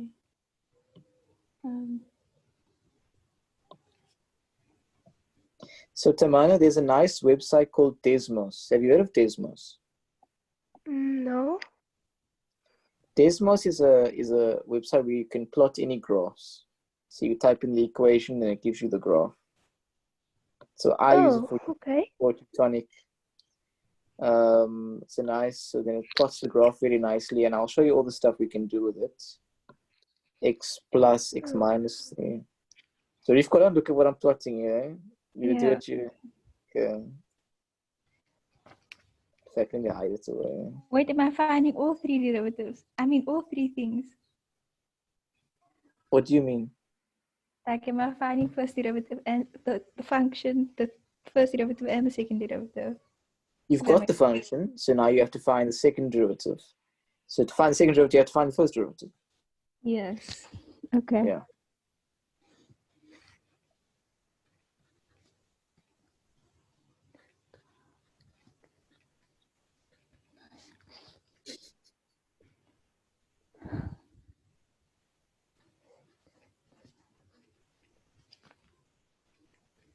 Okay, I don't know if I'm right now because maybe rethink myself. Did you, what was your first derivative? So what did you do? What did you do? I first took it out of the brackets. Yes, that's correct. Because that's what you've been taught to do. So what did you get? X cubed? Minus 6x squared. plus 9 x. X. So all you're doing is you're expanding it. Yes. The first derivative. I got 3x squared minus 12x plus 9. There we go. And my second derivative, I got 6x minus 12. Right. So what are they asking you in the question? Show that it has a point of inflection at x. Oh, so you put 2, is it negative 2 or 2? 2. 2 into the v, and you substitute into the formula, the function thing, right? And then you do 6 times 2 minus 12, which Yes. will equal 0. There we go. So, and because it equals 0, it's therefore? It is this, I don't know. You got it. It's there. It's there. It's a point of inflection. I can't teach, no. If someone asks me to explain a lesson, I'm going to be using my own words. Okay. But I mean, you understand. I think so, yes. Because you found the second derivative, 6x minus 12. And you subbed in 2. Yes. And you got naught. Which means that when x is 2, the second derivative is naught. Therefore, when x is 2, that is where you have the point of inflection. And I'm going to show you that on the graph. Oh, no, that's not supposed to happen. So now I've got the graph for you, just to double check if you've got the right. Not talking nonsense here. Okay. So here's the graph. So what do you first notice about where's the turning point? On where is it? Like, what value is it on? What can you tell me about the turning points? I can tell you that they're both above the x-axis. But the coordinates. So make it bigger. The coordinates is 1. No, the coordinates is 1 and 4, and 3 and 0. 3, yeah. So from the beginning of the question, what did they tell you? I don't think. Oh, that yeah, that the x values is 3 and 1 Of what? at the turning points. And can you see that here? Yes. You see. So now that's the maths. This is the maths. Now you're translating that into English. Okay. 1 and 3. And where do we say the point of inflection is? It's 2 and 0. No, 2. So when x is 2. 2. Okay. So if I draw a tangent here, do you remember what we said point of inflection means? So when the tangent goes from Positive to negative. not positive, it's when the tangent swaps sides. Yeah. So you see over here it goes from being above the graph to below the graph when x is 2. Yeah. You see that? Okay. Wait, above the graph to below the graph. Yeah, you see it's above the graph and now it's below the graph. Oh, like it's going down. No, the tangent is above the graph. I'm talking about the tangent. See here it's above the graph. You see? It's above the graph. Yes. And here it's below the graph. Oh, I see. Okay. And it changes from being above to below at the point of inflection, which is what it means. It inflects. So wait. Okay. No, the turning point now is no, not the turning point. The point of inflection, right? is where the tangent. The tangents basically go from concave up to concave down. Have you heard of that? I've heard of that because you've said it a few times. Yeah. And I've done it, but So okay, do you want me to plot the derivative graph again? Tamana, I know it's a bit much because it's the first time you're seeing this. Hey, Tamana? Yes, I'm like completely lost. It's okay. So when you go home, you're at home. When you have a chance, there's a lot of concept videos we've made in grade 12 under calculus, and that will teach you everything you need to know. Okay? Okay. So don't worry if it doesn't make sense now. It's Rivka, the first time you saw it, was it difficult? yes. Yeah, so I mean, it's maths is a cumulative knowledge. So okay, so I'm gonna plot the derivative. What did you say the derivative was? It was x cubed. Not the derivative. That's not the derivative. Sorry, 3x The squared. derivative was x squared minus 12x plus 9.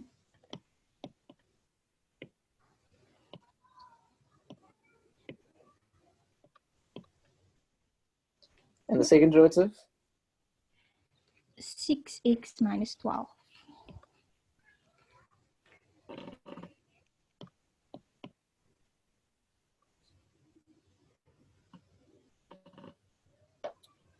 Okay. No, this is not right. That's not right. Yeah, I typed it in. Yeah, it's minus 12. Yeah, there we go.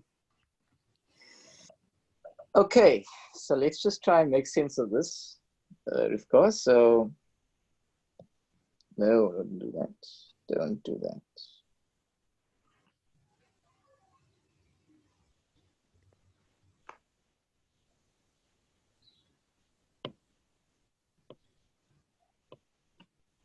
Why isn't this not responding to me? Yeah, here we go.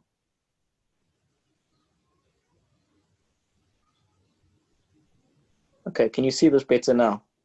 Yes. Okay, so let's just bring that down. Okay, that doesn't look nice.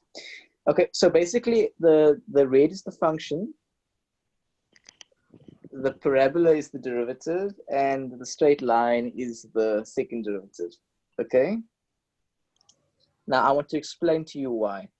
Now, remember, Rivka, we said we can draw the gradients of the graph by drawing tangents, right? So if I draw a tangent to the graph, it tells me about the derivative. What did we say that rule is? The gradient of the tangent is the same? What did we say? The gradient of the Graph is the same, the gradient of the tangent the same as the? graph of the curve, the same as the gradient of the curve, right? At that specific point. Yes. So if I draw a tangent, and tangent has a positive gradient, that means the graph's gradient is positive. So what do you notice about the graph's gradient here? It's going up. Well, it's positive. Yes. I just want positive and negative. Okay. It's positive, right? And then here? It's negative. It's negative because the tangents are negative. And then? Positive, right? Okay, see now, this is where I lose you. It's positive because the tangent is positive, right? Yeah, yes. But then, now why is the tangent negative? Like, Yeah, they're negative. Because they got a negative gradient. Every graph that I draw like this has a negative gradient. The graphs like that have a positive gradient. So that's why the tangents that are over here, they're all going up the mountain. Now you're going down the mountain, and now you're going up the mountain. yes. Okay. Does that make sense? Yes, it makes sense now. So all the Oh, what's that now? What is that? Let's just, yeah, okay, that's gone. Good. Now all this is, all the derivative graph is that it's plotting this. It's plotting the gradient. And you told me, Rivka, that at the start, the gradient is positive. Positive, yes. And then it's Then it's, negative. and then, Positive. now look at what the parabola does. It's positive, Then it's negative. And then it's positive. so do you see that? And look at what happens here. What does that mean about the parabola? What is the value of the parabola here? One. The One. y value. Oh, 0. Zero, right? Yeah, It's 0. 0, 0, 0. Mm-hmm. So what does that mean? So what does the parabola represent? The intercept. No, the parabola is the graph of what? Oh, the turning point. Why? Because why what? Why does it represent the turning point?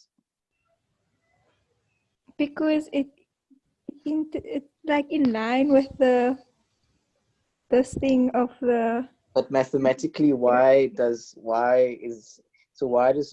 go through the x-intercept there and Because not y here? equals 0.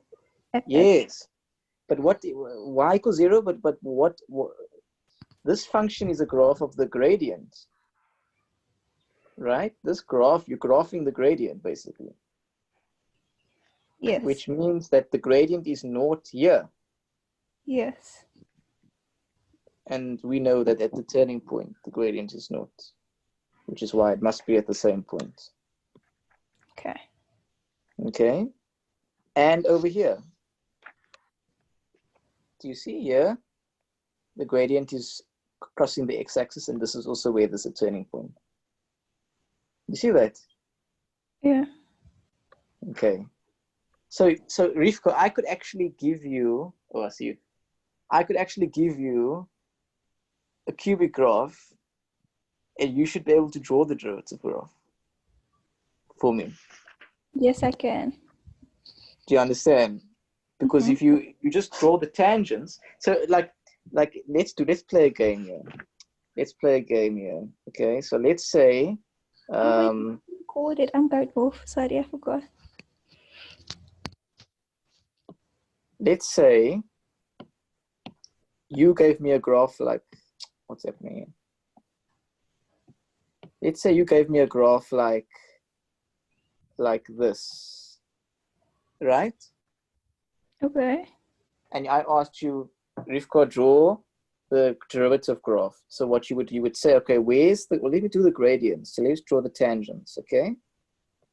So what's the gradient here? Negative. Right. And then here?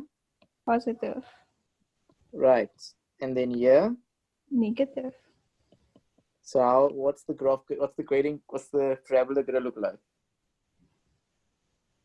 A sad face. Yes. Yeah. Yes. So in fact, it will look, and if this was like the axes, then the parabola would do something like,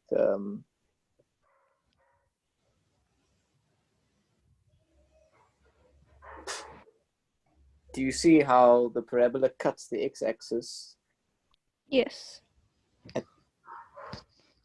Right. Do you see? Yes, it makes sense now. Good. Now I want you to draw the second derivative.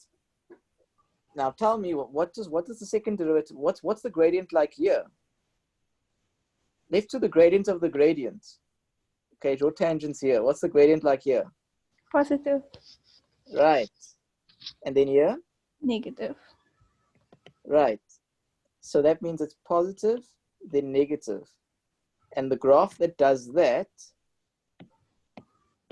is a straight line graph. Like that. Now, why can't it be the other way? Because you told me that because if it was negative then positive, then it would be like that. Because it's going negative then positive. But this one is positive then negative. Does that make sense? So you're starting from the bottom or from the top? From left to right. Oh, yes. Negative, positive, negative. So positive, negative. Okay. But now let's go back to our first graph, which is where now? Oh, it's gone. Okay. We've actually got it here, so it's all right. So this was our first graph, right? This was our first graph, right? So how's the how's the turning? So if we just draw the axes, how's the turning point? How's the parabola going to look? It's going to be a positive, negative, positive, a smiling face. Yes, and where's the turning points going to be? It's going to be. I mean, where's the x-intercept going to be? By the turning point. So it will be something like control.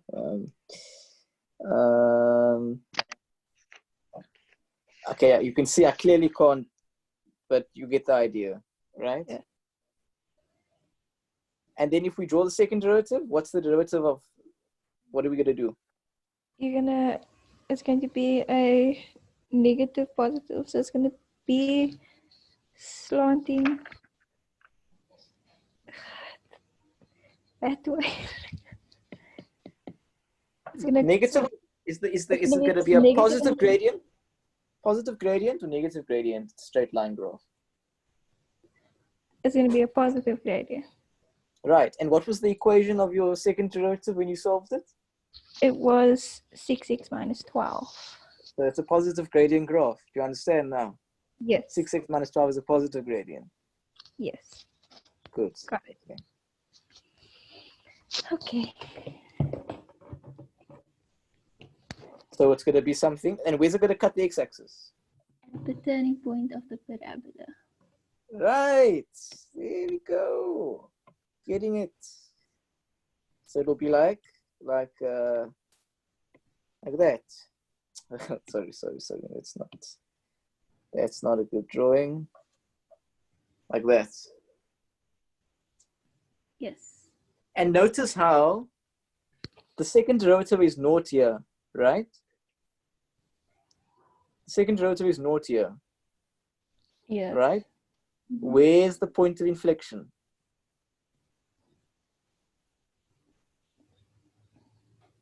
Do you see that?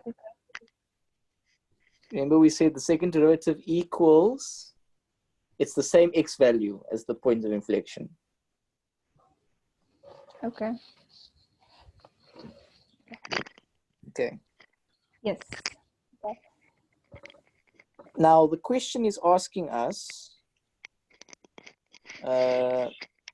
for which values will it be concave down? Oh, flipped 5:15. Okay.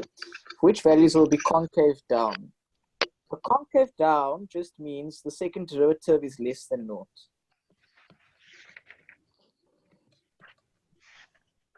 That's all it means. So where, Rivka, is the second derivative less than naught? Which x values? The intercepts of the, what do you call But it? I want you to give me a range, a domain. What values of x will it be concave down? It will be, can I just give that? So do you see that if concave down is English, Yes. but the maths translation is second derivative smaller than naught. You see? We translate to maths to being second derivative smaller than naught. Okay?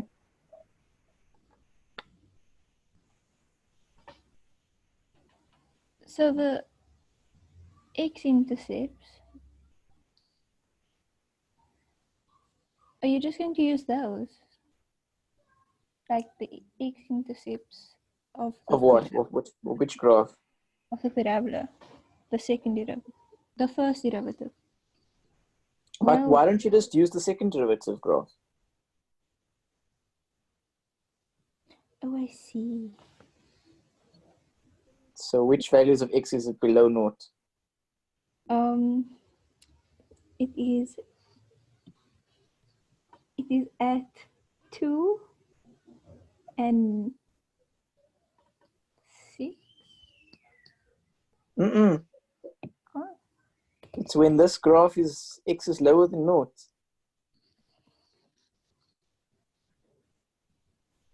Do you see that? Wait, what's confusing? Don't you first find the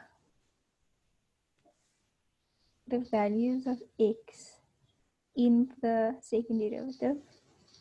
But you can see that it crosses the x-axis at the origin. Oh, So they need this- to say that it's going to be, that it has to be less than 0. Yeah. Okay. But if it wasn't at that point, then you first solve the x value of the second derivative, right? And then you say at what point or not. Yeah. Okay. Yeah. The other way is to use the parabola and say when is the gradient negative? Because the gradient of the parabola is just the second derivative. And you can see the gradient of the parabola is negative when x is less than naught. You see? Yes. Okay. Okay. Cool. And the next question, determine the coordinates of the maximum. Okay. Okay, so they're doing a transformation where they're saying, so if you've got f of x, they're now saying f of x plus 2, x minus 2 plus 3. So all they're doing here is that they're shifting this graph to the right, and they up by 3. Do you see? Yes, I do. So if you take this graph and we've shifted it to the right and up by 3, Is plus 3 the y? so this is, let's just make it up. We should say this is minus 1.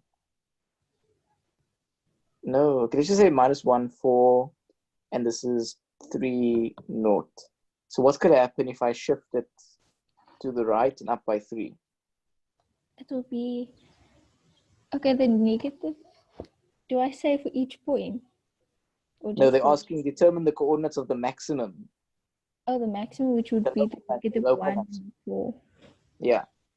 So then that will be 0 and no 1 and 4 and 3. That's 7. Done. Okay. Claire claims that the derivative of derivative of when x is 2 is 1. Do you agree with Claire? Okay, now we need the graph of that, but basically you would just sub in. You sub into the derivative equation, right? She's saying the derivative when x is 2 is 1.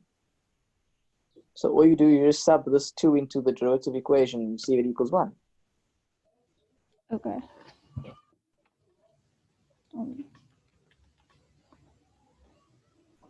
Okay. So we're a bit over time. But really, I think next time, obviously I enjoy teaching you guys. But you obviously, you want more than just 2 people, Rivka? Yeah. And there's 38 people on the group, so I really thought there would be more people. Because I think this is a really great way for students to get, because I don't think you get taught this stuff in class. Like going through it with this level of like using technology in this way to unpack, because I noticed like a lot of those questions, like translating maths to English, they don't focus on in the classroom. What do you think? They explain it and then you have work to do and then you move on to the next one because you need to finish the syllabus. Yeah, but I think that sometimes they don't take the time to explain it in the way that it deserves to be explained. So that's why we made the concept videos, so that we could really spend time going through it, so that when you do go to class, you're actually ahead in a way, you know? So that even though the teacher is explaining it in a fast way, you still understand it, right? Yes, you have a background of it, so you're not. You have a background.